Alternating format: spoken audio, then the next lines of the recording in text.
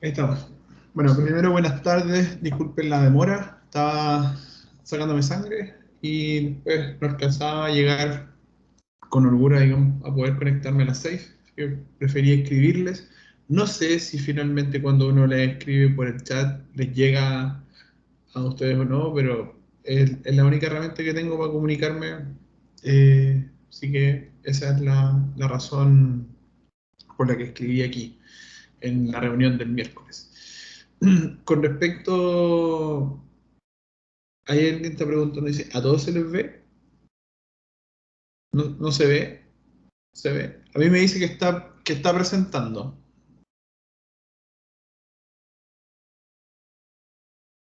Sí se ve, ya, genial. Entonces, bueno, algunas cosas. La semana anterior fue receso de la universidad y la previa no nos pudimos reunir. Tuvimos prueba también hace poquito. Eh, lo último que vimos fue tensiones en una masa de suelo. La ejemplificamos durante la explicación teórica. Está en la grabación, uno puede ahí ver dos ejercicios que aparecen. Yo, al igual que en las temáticas anteriores, les voy a compartir ejercicios asociados a estimación de tensiones, ya sea por geostática o por carga externa, cosa de que vaya quedando bien claro, porque es algo bien importante del curso, el poder entender el cómo determinar el estado tensional de los suelos. ¿Ya? De hecho, es tan importante que es la introducción como capítulo completo a el capítulo que viene, digamos, capítulo 7 que vamos a empezar a conversar hoy día, que es bastante intenso, ¿ya? Y que es muy importante porque está asociado a la resistencia de los suelos, ¿ya? Eh, no sé si hasta ahí hay alguna consulta. Yo tengo la sensación, ahí no tengo la certeza, lo voy a revisar al tiro, que ya compartimos los temas de presentación del curso, pero lo voy a chequear, sí. Estoy en lo correcto, ¿cierto? Vamos a chequearlo al tiro. Nadie me contesta, quiere decir de que el silencio otorga.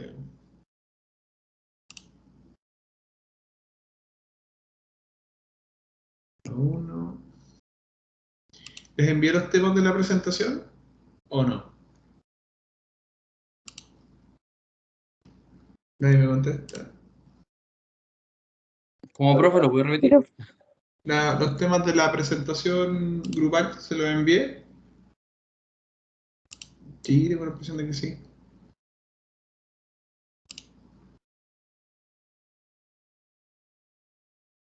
no, profesora, a mí no me ha llegado nada, ni al LMS ni al correo. Ah, ya, entonces fue que les Sí, yo lo compartí. revisé también, profe, recién. A ver, entonces, ¿qué les compartí lo último? Ya, ahora me acordé. Ahí está. Ya, les voy a compartir, ahora no, digamos después de clase o mañana, un Drive, un Excel Drive, ¿ya? En donde hay una serie de temas en donde hay una cantidad limitada de alumnos por tema. ¿Ya? La idea es que se organicen en grupos y escojan ahí, van a tener permiso de edición sobre el Excel, ustedes van a poder entrar y escribir su nombre con su grupo al tema que les guste. Obviamente que es por orden ahí de llegada, si es que uno entró y ya el tema está ocupado, tiene que buscar de los que queden disponibles. ¿Ok? Ojo, que la sesión de presentaciones tenía considerada que fuera una clase, no tengo aquí la fecha o cuándo era, o parece que no la hemos definido, habíamos quedado de definir la cosa que no nos molestara, pero yo no sé si ustedes sabían, pero déjenme ver acá para estar seguro de lo que voy a decir. En el curso hay 86 personas. ¿Ya? Entonces, probablemente es el curso más grande que me ha tocado en mi vida. Y yo creo que la sesión de presentaciones no va a poder ser, digamos, una clase, sino que van a tener que ser dos. ¿Ya? Entonces, yo les voy a compartir ahí un archivo, insisto, donde ustedes pueden editarlo y escribir, digamos, su nombre en el tema que más les interese. O sea,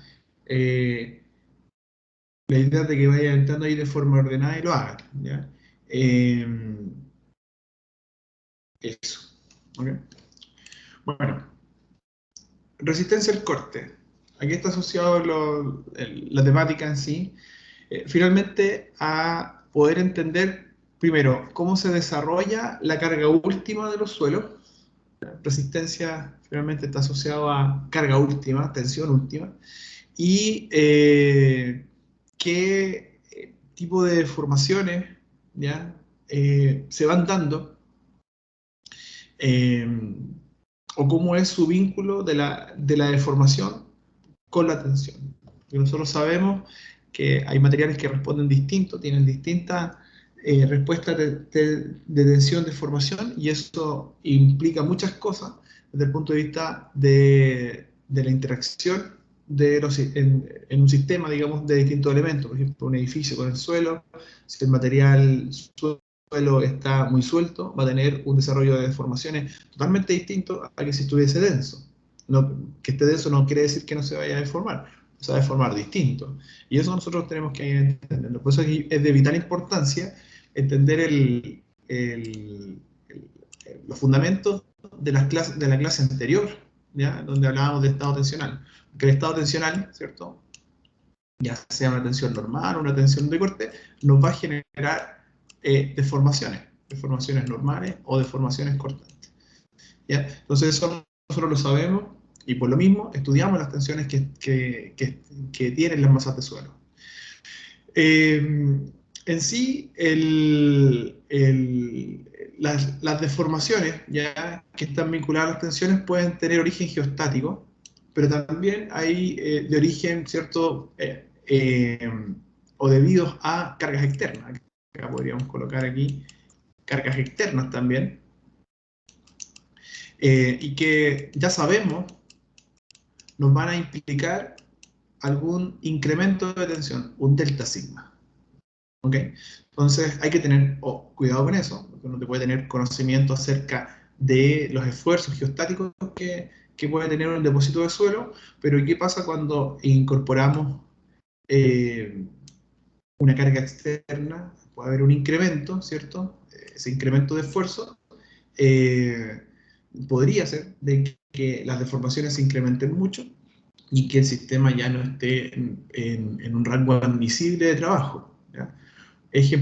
Un ejemplo de rango admisible quiere decir de que usted coloca una casa en un terreno y si el terreno se deforma mucho, quizás al terreno no le va a pasar nada. Está dentro de su comportamiento tenso deformacional. Ni siquiera va a llegar a la falla. Pero resulta de que la deformación del terreno va a implicar que su casa se deforme con ella.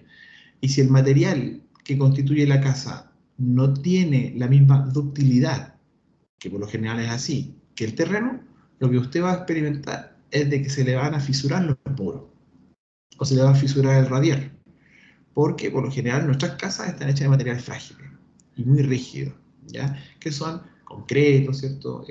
Albañilería, ¿ya? Acero en algunos casos, y materiales un poquito más dúctiles como la madera, pero no tanto como el suelo, ¿ya? Por otro lado, ¿cierto? Además sabemos que el suelo es un material complejo, ya no es un material como el concreto o el acero que está estandarizado su comportamiento, sino que acá tenemos algo trifásico, tenemos dando vuelta suelo, partículas, agua y aire, que en todas partes es distinto. Ya no podemos homologar la respuesta, sino que podría ser de que el caso de que el suelo del patio de Juan Valdés, ¿cierto? O sea, totalmente distinto al de Daniela, ¿ya? Aunque quizás son vecinos. ¿Fija? Entonces, en sí la respuesta del material es muy compleja y va a estar limitada a los puntos de estudio que nosotros tengamos sobre ello. Sin embargo, para estimar los esfuerzos, nosotros ya comentábamos que lo idealizábamos como un continuo, que son nuestras herramientas, nuestra caja de herramientas para poder trabajar frente a sistemas muy heterogéneos. Aquí podemos ver ya lo que en la actualidad nosotros ocupamos para poder desarrollar nuestros proyectos geotécnico, y es que toda esta secuencia de aplicación de fundamentos y expresiones analíticas que vimos la semana anterior, perdón, la última clase, la desarrollamos a través de herramientas numéricas que nos hacen ese trabajo, pero que previamente nosotros ya conocemos, ya lo hemos hecho a mano. Entonces, confiamos en herramientas numéricas, entendiéndose también los límites que tienen estas, ¿ya? Para poder determinar tanto niveles tensionales, estados tensionales y deformaciones vinculantes a esas tensiones. Entonces podríamos perfectamente modelar, ¿cierto? O hacer una representación de un sistema a través de un modelo que nos permita primero representar algún tipo de etapa, quizás antes de una excavación, luego de la colocación de un edificio, qué sé yo, y ir evaluando el cómo se comporta para diferentes etapas, ya sea antes de la construcción, durante la construcción, la etapa de confección de los subterráneos, después de los primeros pisos, segundo piso, tercer piso, qué sé yo. Podemos ir evaluando el cómo esos incrementos de carga o esas variaciones en las tensiones van generando deformaciones totalmente distintas. Ese apoyo que nos dan las herramientas numéricas en la actualidad es muy bueno, pero hay que manejarlo con cuidado. De hecho, los que hagan memoria geotécnica, no sé si lo pueden preguntar si lo pueden hacer conmigo, por lo general yo soy bien hincha de ocupar herramientas numéricas, ¿ya? Porque es finalmente lo que ustedes van a hacer el día de mañana, al menos los que se dediquen a geotécnica. Entonces, aquí hay que tener cuidado porque lo que intentamos hacer es caracterizar, ¿ya? O parametrizar mediante modelos constitutivos las respuestas de los materiales reales.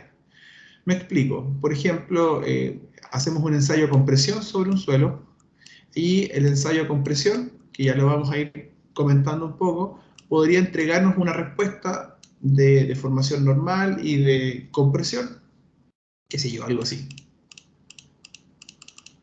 ¿Ya? Estos son los puntos que me registró el equipo de lo que fue pasando.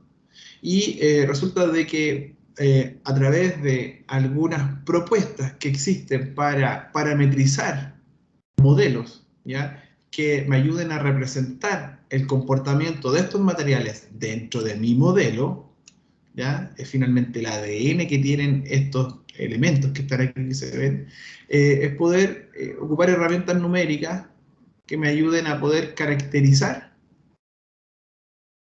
esas expresiones matemáticas, la línea continua, ¿cierto? Que entre comillas se mueve o representa el comportamiento medio de lo que representó el material real. Entonces, lo que estoy haciendo con este modelo constitutivo es representar, ¿cierto?, lo que el suelo, ¿cierto?, responde de forma real, con las limitaciones correspondientes. O sea, la respuesta de esto que está aquí podría ser para un determinado confinamiento, ya variable dependiendo del confinamiento. Quizás si cambio la tensión geostática sobre él, puede tener distintos tipos de respuestas. Bueno, eso es una segunda derivada de la conversación, pero finalmente lo que hacemos es poder confiar en estos parámetros para caracterizar estos modelos y con eso tratar de lidiar con la heterogeneidad del material. Y ahí es donde está el gran problema de la incertidumbre, ¿cierto? Sobre las distintas familias de respuestas que podrían tener los materiales reales. Aquí podemos ver otra imagen, ¿cierto? La verdad es que el modelamiento numérico en geotecnia es muy interesante, es bastante entretenido, y ahí en la actualidad es uno de los hot topics que podríamos decir de la ingeniería civil en sí, porque apoyado en ellos vamos representando situaciones complejas, excavaciones, por ejemplo, en 3 dimensiones, entender cómo es el levantamiento en esta zona, ¿ya? O el cómo estos puntales acá restringen la deformación que quieren generar estas masas de tierra sobre la excavación. Entonces, ¿qué pasaría si colocamos un edificio, ¿cierto?, cerca acá? ¿Cuánta carga entregarían adicional al sistema de apuntalamiento? Eso finalmente lo vemos a través de modelos y vamos estudiando tanto deformaciones como las que vemos aquí, como los niveles tensionales, ¿ya? Obviamente que lo podemos, en la actualidad no nos quedamos solamente en esto, sino que vemos los modelos desde el punto de vista estático y también podemos ingresar algún tipo de señal, en este caso alguna solicitación sísmica, como desplazamiento o aceleración, y ver cómo responde el sistema. Por lo tanto, es muy interesante y muy amplio, digamos, el campo, digamos, tanto de investigación como de desarrollo. ¿Ya? En la actualidad todo se modela y las empresas de ingeniería que estén vinculadas a minería o geotecnia van a trabajar con modelamiento. ¿Ya? Entonces, mi recomendación para los que el día de mañana quieren hacer la memoria en geotecnia, conmigo o con el que sea, traten de meter algunas gotitas de modelamiento. Aquí podemos ver ya lo mismo que comentábamos la clase anterior, que con un modelo, ya con un software, una herramienta numérica, se está simulando el contexto de un estanque sobre el suelo, y aquí podemos ver de que se tiene dibujada la mitad del estanque apoyándolo en la simetría. Esto podría crecer para el otro lado, podemos colocar acá la otra mitad del estanque, y lo que se está viendo son los bulbos de tensiones que habíamos conversado en la clase anterior de Usinesc, ¿ya? Que se dan en la parte inferior. Entonces aquí queda bastante claro con este diagrama de colores que se va disipando carga a medida que yo me voy alejando del punto de aplicación o de la zona en donde se está ejecutando la carga. Y esto ya es algo que nosotros lo usamos de forma habitual, no nos detenemos tanto acá, porque ya lo entendemos, el día de mañana ustedes ya lo van a entender, no van a ser necesario que lo analicen, pero siempre es bueno revisarla, ¿ya? No vaya a ser por ahí que se apretó uno que otro perdón, uno que otro botoncito y se introdujo un parámetro equivocado, ¿ya? Por lo tanto, es bueno siempre revisarlo. Acá abajo, no sé si lo logran ver bien, me comentan si se ve bien o no, lo voy a agrandar. Se ve el cómo uno puede rescatar información de estas herramientas numéricas. Uno pincha por aquí, por ejemplo, acá. Aquí en este caso se está pinchando esta zona que está aquí. Entonces, lo que se está mostrando es justamente el par de tensión de corte versus tensión normal que se tiene en ese lugar. Y usted dice, pero profesor, ¿qué es lo que es eso? Nunca lo he visto. Sí lo vieron, no pueden decir que no, porque pasaron resistencia a materiales. Y en resistencia a materiales uno habla de círculo de Moore. Entonces aquí podemos ver tanto las tensiones ortogonales que tiene el material, fíjense, tenemos las tensiones normales, 6,5, qué sé yo, 0,73 y algo, tensiones normales. Esta sería la tensión normal en I, esto sería sigma I, ahí te fijas, y esto sería sigma X. ¿Me siguen o no? ¿Se ve? ¿No, o no se ve? Confírmenme con una reacción, ¿no? Con esta como dedito para arriba, dedito para abajo. ¿No? Eso. Sigma X y el corte, ¿ya? El corte que es vinculante justamente a los actuantes en los planos.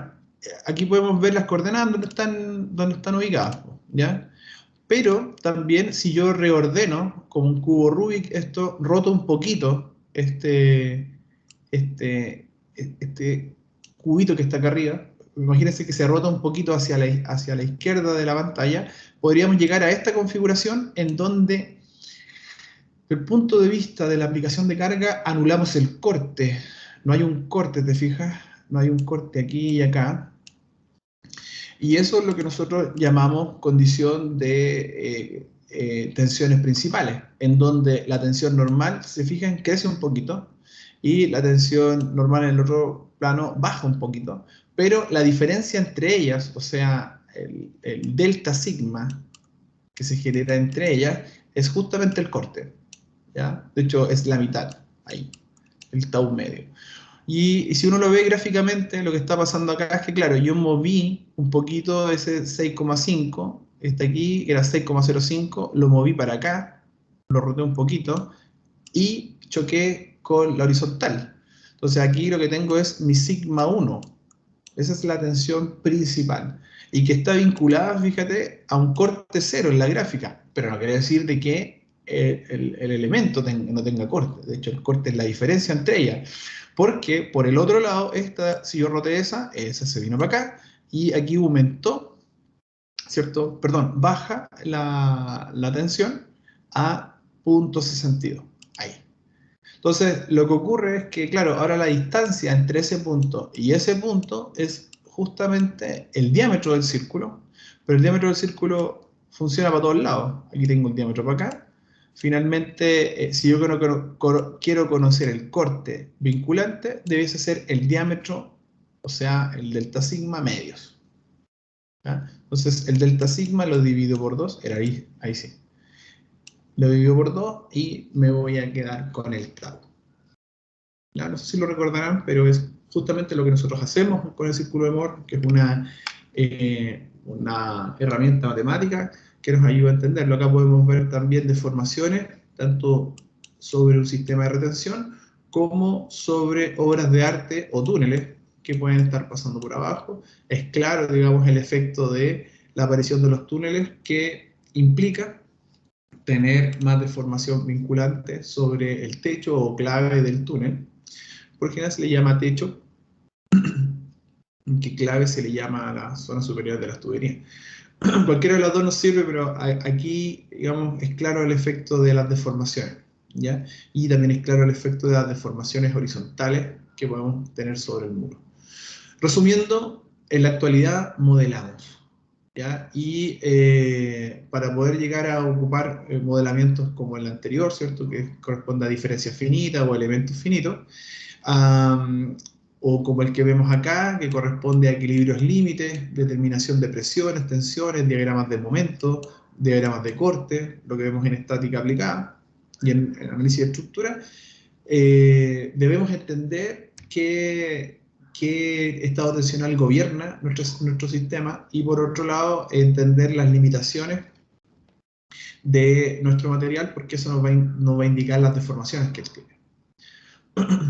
Bueno, haciendo un breve resumen de lo que debiésemos conocer de resistencia a materiales, lo que ocurre acá, ¿cierto?, es que necesitamos información de una partícula que está siendo atacada por todos lados por tensiones actuantes. Podemos agruparlas de forma matemática a través de nuestro tensor de tensiones. No sé si lo recordarán, espero que sí, en donde las tensiones normales van acá en el centro, ¿ya? Y tenemos las tensiones de corte que están de forma simétrica, ahí como un espejito mirándose, y que por lo general tienen la misma magnitud, ¿ya? Entonces eso es lo que nosotros conocemos como simetría del tensor. Se entiende que la tensión sigma es una tensión normal al plano, ¿ya? Normal, o sea, es perpendicular, y por otro lado la tensión tau es una tensión cortante que pasa, ¿cierto?, en la cara del plano, como que si alguien le refregara las orejas, hacia arriba y hacia abajo, ¿cierto? Y la otra es una tensión normal, una carga, ¿cierto?, que llega sobre la nariz, ¿ya? Entonces, esa es la diferencia. Desde el punto de vista de la deformación, ¿ya? Nosotros podemos agruparlo en un tensor de deformación también. No regularmente eso no se ve en resistencia a material, uno lo ve como un tensor alargado, como un gran vector final, pero también se puede orientar como matriz. Aquí vemos las deformaciones normales, o sea, XX, YY, ZZ, pero por otro lado también tenemos deformaciones cortantes, que son las que están en la orilla, que pueden ser representadas como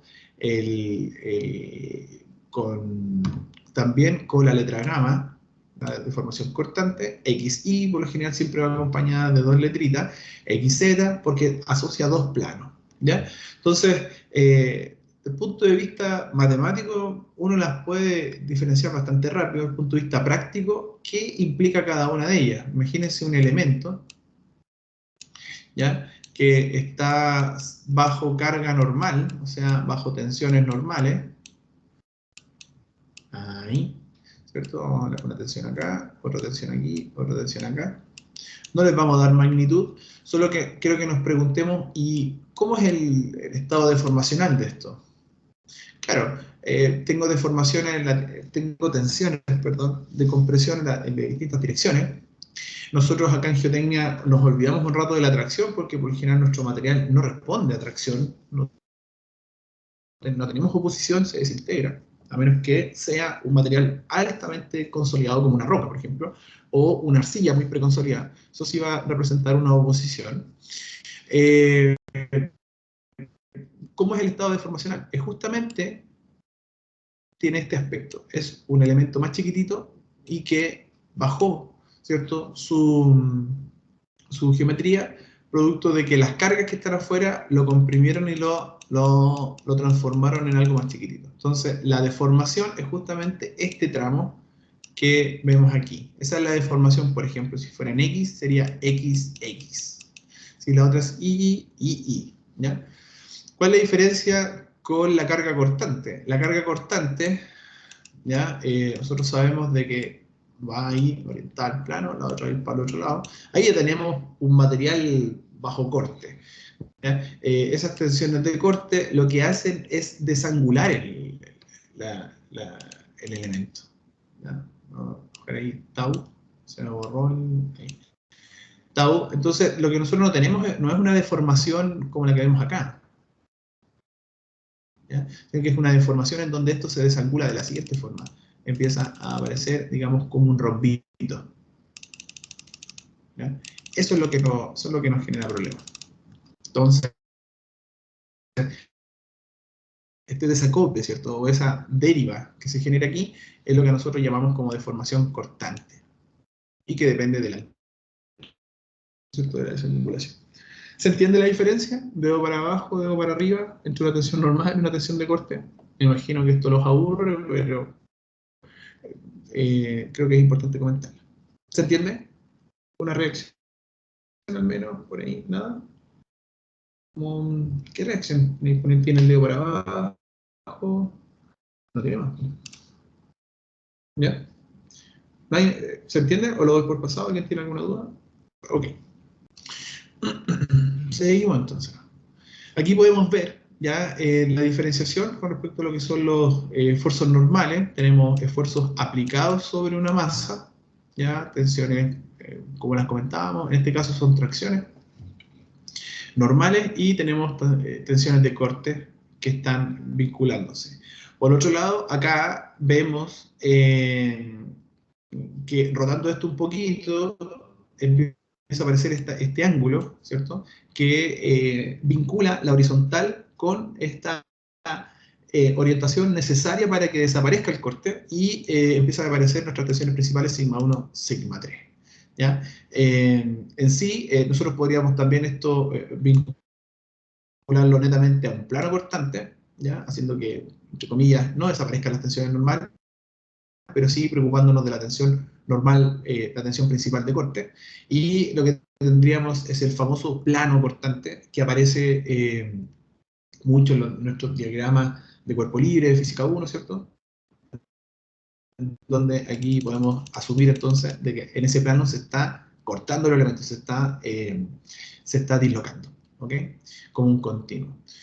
Otra cosa que es importante comentar antes de hablar de resistencia es la extensión de nuestros problemas en un eje que no vemos, ¿ya? O sea, lo que hacemos para poder estudiar problemas en 3 dimensiones, ¿ya?, que es lo que corresponde a la realidad, o cuatro dimensiones cuando uno le suma el tiempo, es poder representarlo con 2 dimensiones, ¿ya? Entonces ocupamos el eje X y el eje Z, y el eje Y lo imaginamos saliendo de la pantalla. Por lo tanto, si yo estoy estudiando un muro de contención, lo que ocurre acá es que me preocupo de la sección que se ve aquí. Esa es la sección que nosotros vamos a asumir, que se comporta de forma uniforme a lo largo de la extensión del muro, algo que no es real, ¿ya?, y que cuesta mucho estudiarlo de forma analítica. En la actualidad ya tenemos herramientas numéricas, como las que mostrábamos hace un rato, software, que nos permiten desarrollar los problemas en 3 dimensiones. Y hacia allá va la tendencia. Ya estamos allá, yo creo. Ahí lo que se está refinando actualmente son los modelos constitutivos en 3 dimensiones. Lo mismo va a ocurrir con Terraplén. Aquí podemos ver claramente el prisma de análisis, pero nosotros vamos a analizar este corte que está acá, que es como cortar un brazo de reina. No sé si me siguen la idea. Lo mismo va a pasar con un muro de contención en cantilever o significamos ahora de la sección que estoy achurando. Y vamos a asumir, ¿cierto?, que se extiende de forma igualitaria, no la propagación de nuestros resultados, tanto deformaciones como tensiones. ¿Se entendió el concepto de deformaciones planas? ¿Trabajo en 2 dimensiones? ¿Se entiende? Chicos, ¿se entiende? ¿Hay alguien por ahí? ¿Sí? ¿No? Bueno. Con respecto al círculo de Moore, cosa que ya es conocida por ustedes, voy a ir un poco más rápido. Es importante recalcar que existen esfuerzos actuantes, ¿ya?, sobre una masa, un elemento, como los que vemos acá, y nosotros, bajo nuestros análisis, podemos encontrar los esfuerzos normales principales, sin ningún problema.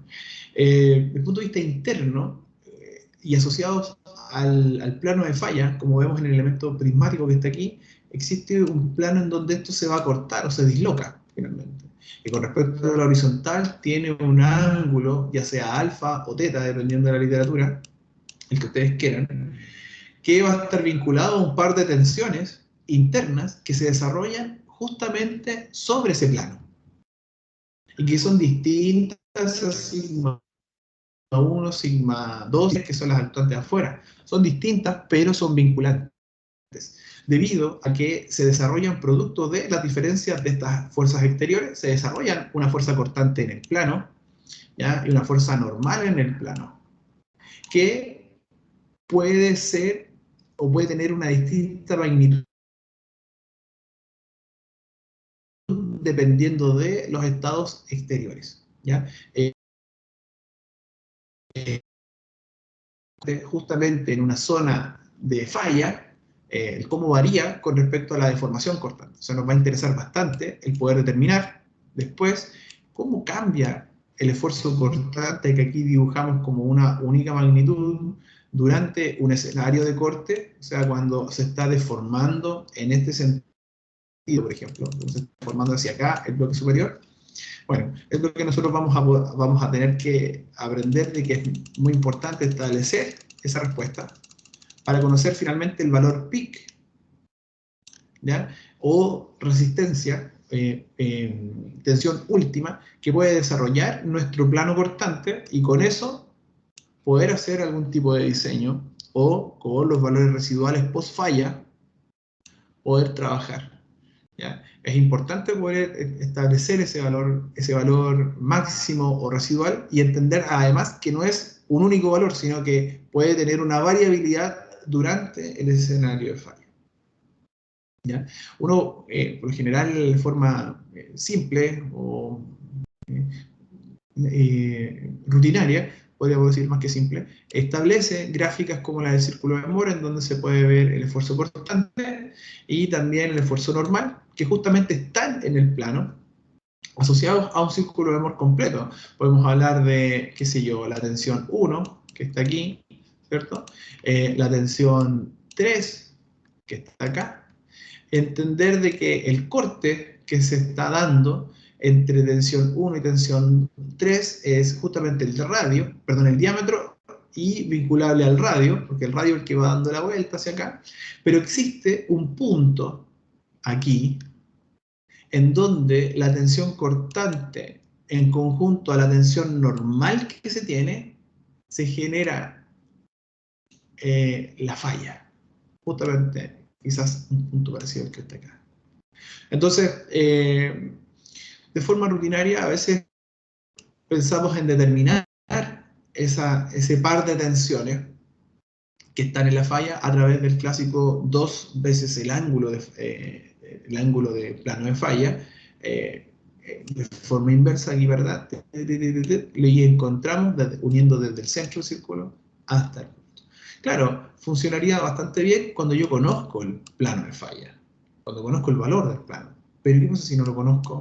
No me funciona esto. Entonces necesito poder establecer estrategias, y también el poder idear algún tipo de prueba, ¿ya?, que me ayude a representar lo que está pasando en terreno y me permita establecer la resistencia a un material. Por otro lado, acá abajo podemos ver el clásico desglose de tensiones. ¿Ya? Aquí podemos ver las tensiones actuantes, la rotación, ¿cierto? El establecer las tensiones principales. Se ordenan por magnitud. Sigma 1 siempre va a ser más grande que sigma 2 y sigma 2 más grande que sigma 3. Y a esto lo podríamos ocupar la superposición o una factorización. Por ejemplo, podemos decir de que si sigma 1 es más grande que sigma 2 y a la vez sigma 1 es más grande que sigma 3, bueno, esto significa de que tenemos un cubito cargado por todos lados con sigma 3, que podría ser una componente hidrostática, ¿ya? Y podríamos sumarle algo que tenga que ver con el diferencial de carga, o sea, la diferencia entre 2 y 3, y acá entre 1 y 3. Y así podríamos construir lo que está acá.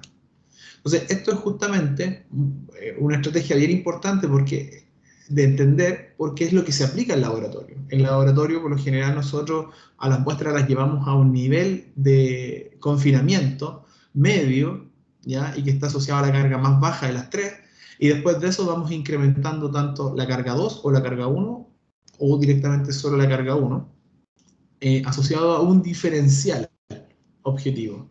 Y eso lo hacemos de forma gradual hasta que el material falla.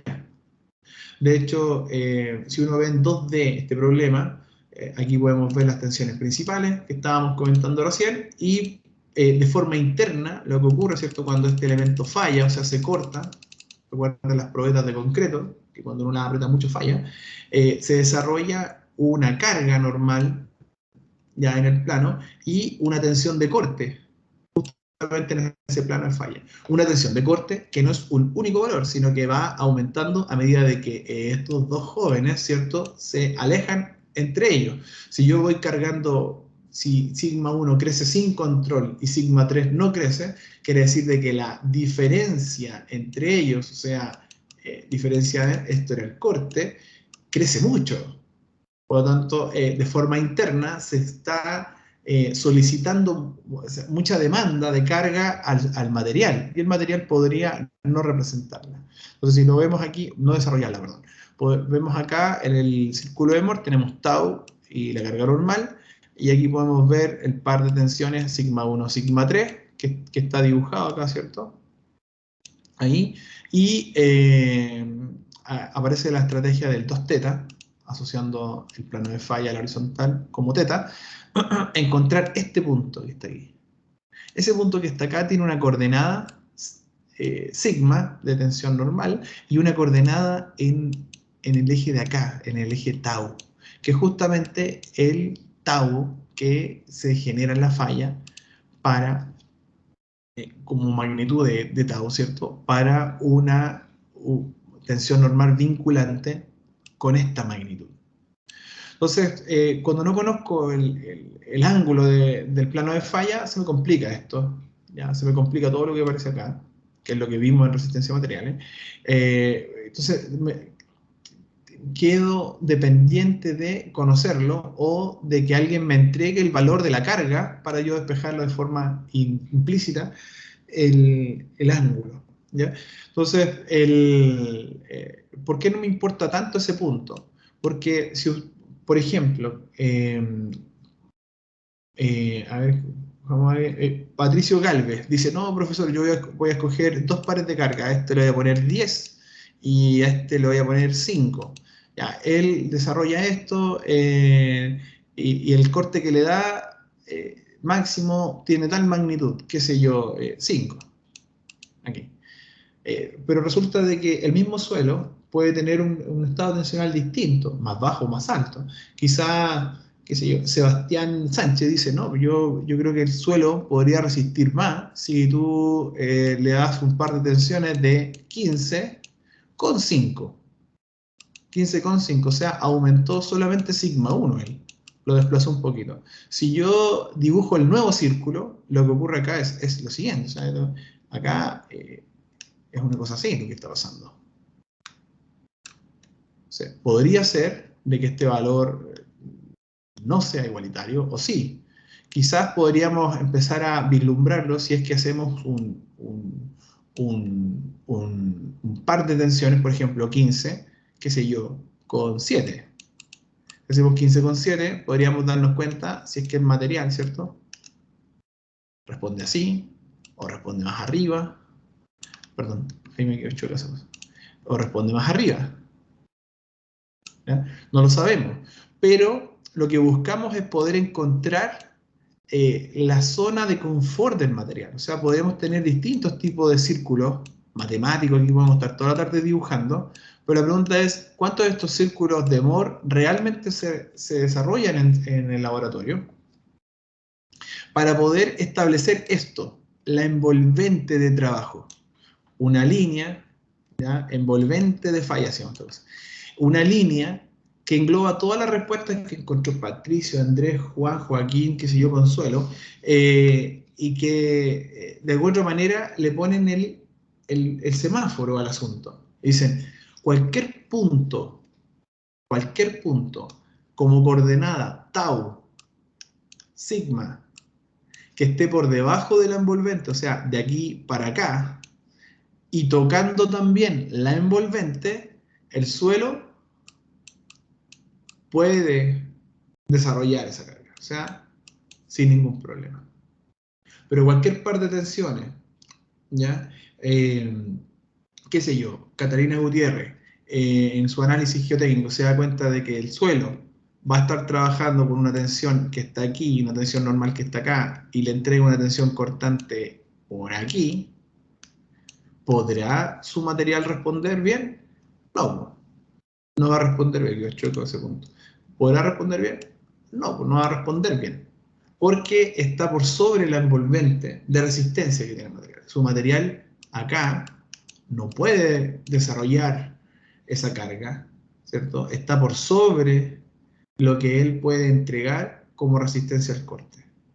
Entonces aquí lo que le estamos añadiendo al círculo de Moore ya es la interpretación geotécnica de los límites que tiene el material. No, nada es infinito, nada crece hasta el infinito en el mundo, ¿ya? Para que sea sostenible, ¿cierto? Entonces, eso es lo que nosotros le vamos a agregar al círculo. ¿Se entiende lo que acabo de decir? ¿Se entiende la analogía de lo que es una envolvente de falla? De que usted no puede sobrepasar la carga que desarrolla el suelo, ¿ya? La carga admisible. ¿Aló, aló? ¿Hay alguien por ahí? ¿Se entiende? Por una reacción me conformo. Espero que se entienda. Bueno, por último, vamos a comentar qué es lo que es el diagrama de esfuerzo PQ, ¿ya? Que es posterior al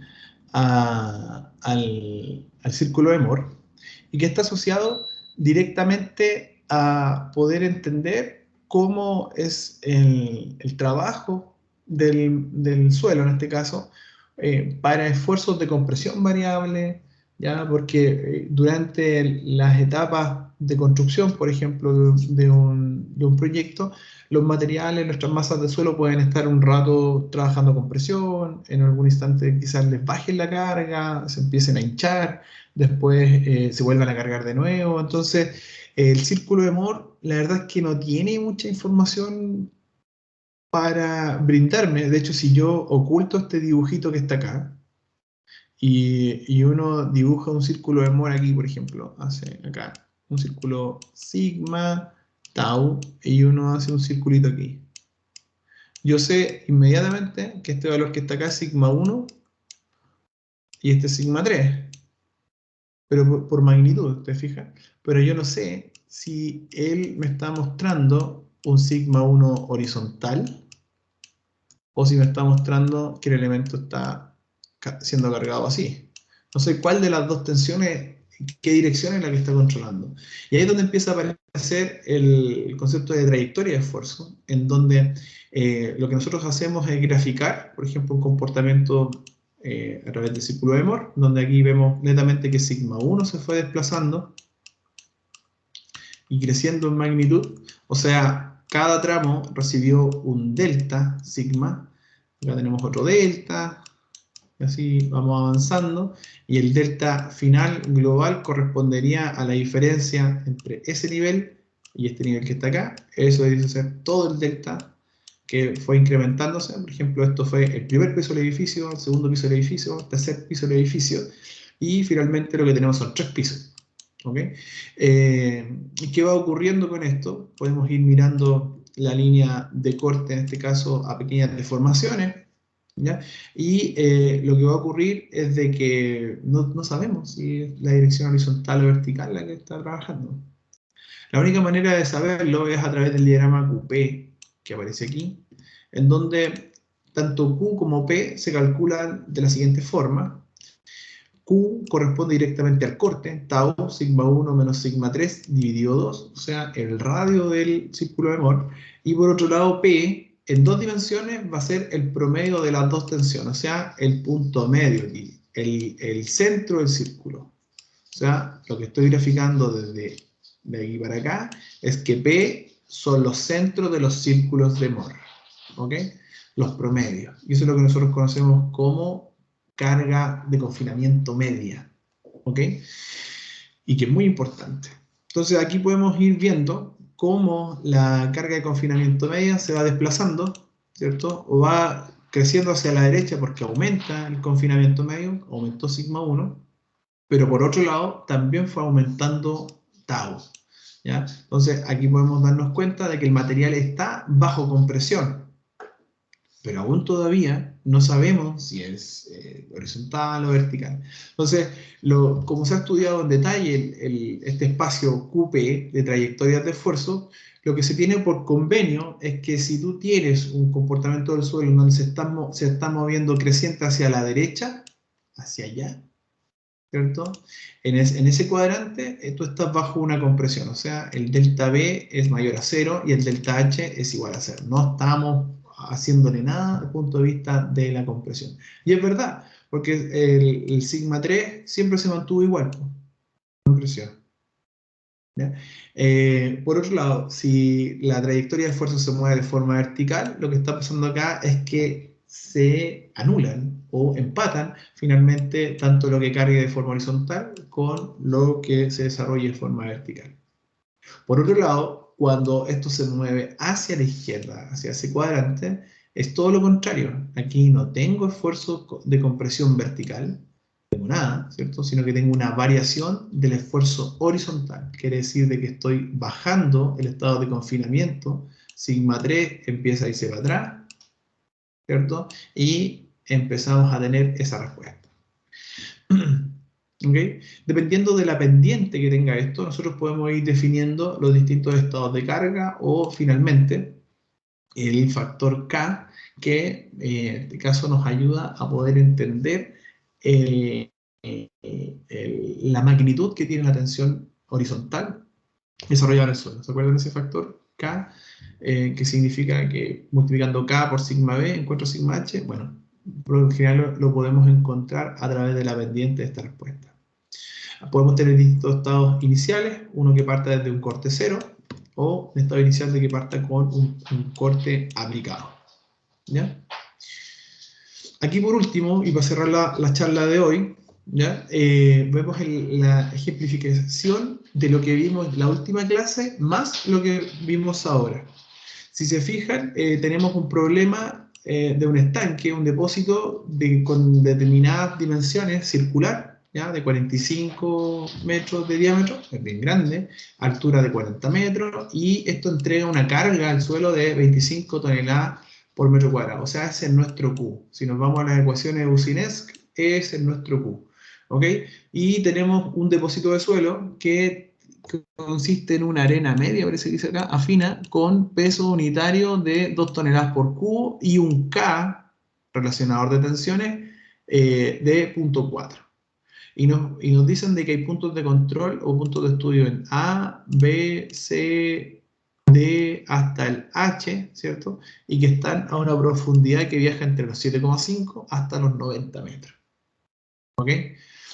¿Qué es lo que se pide? Dibujar la trayectoria de esfuerzo. Entonces, lo primero que hay que hacer es determinar los esfuerzos geostáticos que tiene este problema, ¿cierto? Sigma B, sigma h, de hecho aquí está determinado el prisma de sigma b, ¿ya? Que sabemos perfectamente cómo determinarlo. Aquí es un material uniforme, desde el punto de vista del valor del peso unitario, por lo tanto no hay que ocupar sumatorio, sino que hacemos una integral directa. Y sigma h correspondería al multiplicar el valor directo, ¿cierto?, de sigma b por k. El k me lo dan, es 0.4. O sea, esto sale aquí de un paraguaso, sin ningún problema. Y por el otro lado, acá lo que se está caracterizando son los incrementos de esfuerzo. Tanto el incremento de esfuerzo vertical como el incremento de esfuerzo horizontal. Aquí podemos ver el esfuerzo vertical, incremento de esfuerzo, clarito, incremento de esfuerzo, y también podemos ver acá el horizontal. Y que están mostrados en la slide de lo que son incrementos de carga para una superficie circular. Bueno, una vez que tengo claridad de los estados de esfuerzo, estos son los incrementos producto justamente del depósito. Si se fijan, es mucho más grande la carga de superficie, acá arriba, ¿cierto? Si yo sumara este vertical, se lo sumo a este que está acá, me va a dar una cosa como así, ¿eh? Como que se le va a sumar encima esto, y el otro también, así como que se le va a sumar encima, ¿ya? Y eso es lo que ocurre, digamos. Uno coloca el depósito, el estanque acá arriba, y lo que más se deforma justamente es esta zona, porque tiene más carga transmitida. ¿Se fijan? Ahí está toda la carga. A medida que nos vamos profundizando, va desapareciendo carga.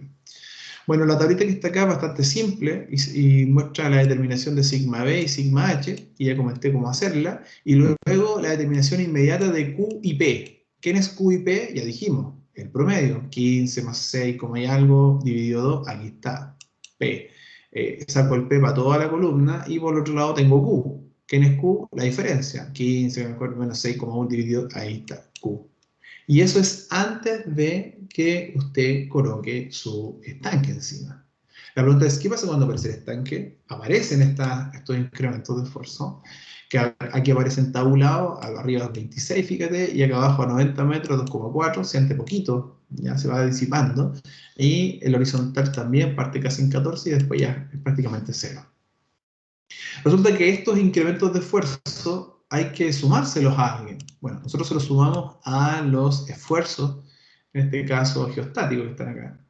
Y nos quedan estos nuevos esfuerzos, 41,4, 19,9, ¿ya? Y tenemos que ir sumando fila a fila, ¿cierto? Y vamos construyendo este nuevo perfil de esfuerzos sumados. ¿Qué hacemos después?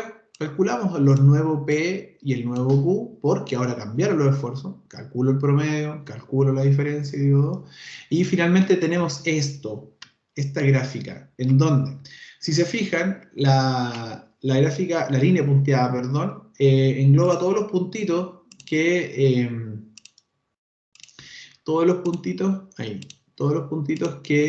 partían el problema, ¿no? Son los puntitos que están acá. Y me muestran claramente que el suelo, antes de la colocación del estanque, está bajo compresión.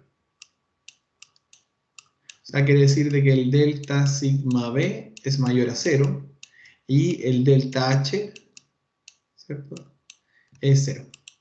Eso es según el convenio sigma. Y es lo que ocurre, ¿cierto? Va cambiando a una tasa, ¿cierto? A una tasa mucho más grande la tensión vertical. La tensión horizontal va cambiando un poco. Quizás es distinta de 0, pero es muy vinculante ¿a quién? Al K. Porque la pendiente que tiene esta gráfica es justamente la línea K0, que es la línea de deformaciones pequeñas, y que une los centros, recuerden, los centros de los círculos, ¿ya?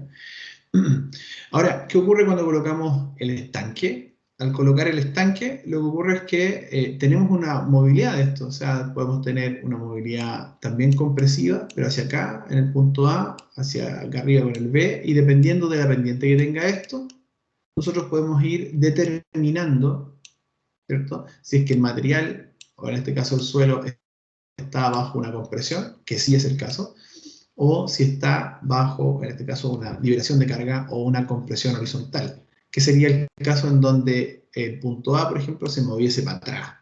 Eso no es lo que ocurre. ¿Ok? Entonces aquí podemos ver claramente la aplicación de los conceptos que hemos estado conversando. Bueno, chicos, no sé si hay alguna duda, alguna consulta. ¿Se entiende lo que estamos viendo? ¿Todo bien? ¿Alguna duda, alguna consulta? Perfecto, todo claro. Dejamos entonces la clase hasta acá. Hay que Joaquín, procesarlo, ¿no? Un poco, profe. no hay que procesarlo, pero es que es de a poco. Ya no es Sí. como pero acá hay que irlo viendo un poquito. ¿Ya? Entonces vamos a dejar la clase hasta acá. Mañana vamos a continuar. Atentos sí a mi confirmación de la clase. Ustedes saben que los días jueves estoy un poco complicado con médico, pero yo tengo toda la fe de que vamos a tener clase. Si no, les voy a avisar. Y vamos a continuar viendo el concepto de resistencia de los suelos. ¿Ok? Que estén muy bien. Chao, chao.